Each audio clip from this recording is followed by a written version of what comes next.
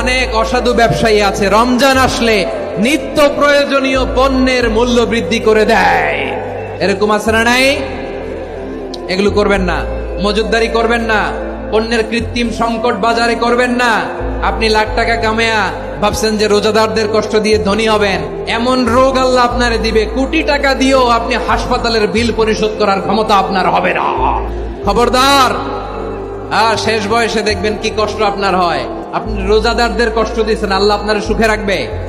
আল্লাহর দোহাই লাগে আমার ব্যবসায়ী ভাইরা এটা করবেন না। আরব বিশ্বে আমরা দেখেছি, আরব বিশ্বের ব্যবসায়ীরা সারা বছরে ব্যবসা করে, রমজানে ভর্তুকি দেয়। আর আমার দেশের কিছু অসাধু ব্যবসায়ী রমজানে গলাকাটা ব্যবসা করে আর সারা বছর সইটার উপর দিয়ে চলে। চিল্লায় বলেন ঠিক কিনা?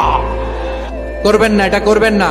নিত্য প্রয়োজনীয় পণ্যের মূল্য বৃদ্ধি করা হারাম, পণ্যের কৃত্রিম সংকট তৈরি করা হারাম, মজুদদারি করা হারাম, রোজাদারদেরকে কষ্ট দেয়া হারাম, এটা করবেন না।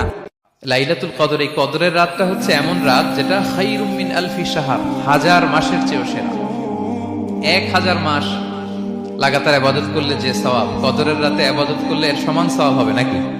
সমান হবে না। আল্লাহ তাআলা বলেছেন খায়রুম মিন আলফি শাহর, না, এর চেয়েও শ্রেষ্ঠ, এর চাইতেও বেশি।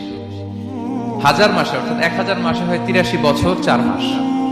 তো কদরের রাতে যদি আমরা ইবাদত করি তাহলে 83 বছর 4 মাস ইবাদত করলে যে সওয়াব, সে সওয়াব আল্লাহ তাআলা আমাদের আমলনামায় নসিব করবেন। আমরা যেন এই কদরের রহমত বরকত থেকে যেন আমরা বঞ্চিত না হই।